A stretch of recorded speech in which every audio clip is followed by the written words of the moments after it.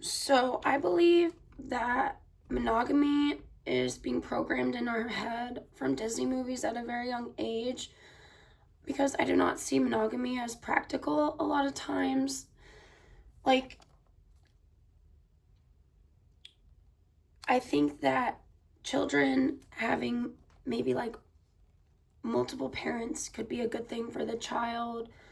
Like, just the most important thing is that the child has caregivers, and I don't think that it has to be in a monogamous relationship that we're like that I learned in the Disney movies when I was a kid. Well, because what I also learned when I was older was that orgies were a thing. And if orgies are a thing, I mean, I've seen it in the movies. I've never been involved in like a real orgy, but I've seen real ones. And like there's no way you can tell me anyone's monogamous if orgies are really a thing. Like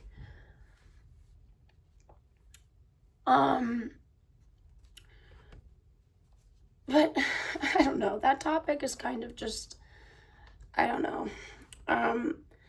The next thing is that the crows and vultures and wild animals need our dead bodies to eat. They resort to more violence since we don't give our bodies as food. Like I'm a firm believer that if I was to die like tomorrow, I want my body fed in the wild. Like, that would stop a lot of hawks from having to like eat rodents or kill like rats or kill like think how much food my body is for the wild animals. I just think that like the whole burying the dead thing is something that we have to like move on as a society, move on from that kind of thinking. The concept of being buried in a coffin is really horrifying too, because what if you come back alive when you're in the coffin? I'm just saying, their resurrection is a real thing. I mean, you can come back from the dead, and what if you are I'm just gonna scare you out of being put in a coffin. Like, what if you woke up after being buried in a coffin and you're alive again and you're trapped 6 feet underground? That's gonna be the most hell ever before you die again. You're just gonna be stuck in that little area. Like, you know what I mean? Like, why would you want to be put in a coffin? You don't want to be buried in a coffin. You want your body fed to the vultures and the crows, right? Yes. Okay. So, Maya, my mom's dog, like loved this. We were on a walk and there was this skeleton of like a platypus on the ground. Maya, my mom's dog, starts rolling on top of it. She like loved this carcass. Like, I'm just like, can we take a moment and maybe have this kind of outlook towards dead bodies that my mom's dog had for this dead platypus? Like, she wanted to roll her whole body, get her whole body covered in the dead platypus skeleton smell. Like, I'm like, she was, instead of being like, ew, and like scared of it, like it's the opposite reaction. She like loved this dead carcass. I know this is a dog. Dogs are not the same as people, but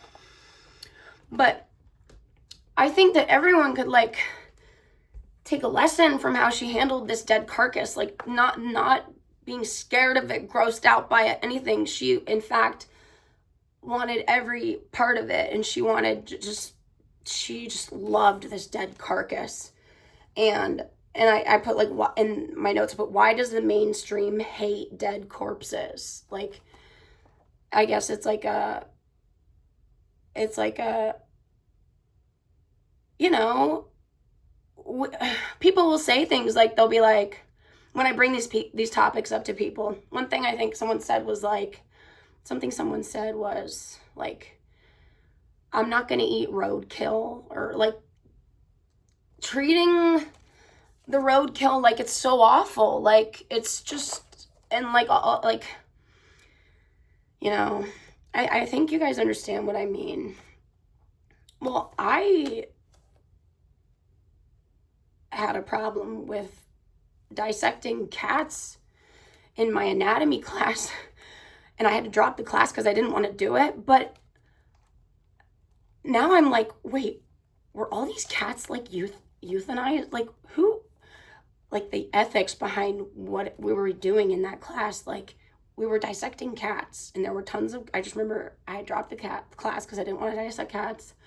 But like, you know, like when everything is like right, and if no cats died in a bad way and stuff like that, like, I wouldn't be scared of corpses anymore. Like, I can handle it. And then I put the word of God should teach you how to fly.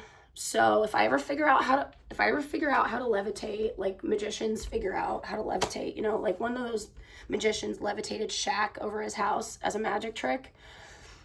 If I figure out how to levitate, I'll put it in this word of God. And then I put the word of God teaches you how to teleport.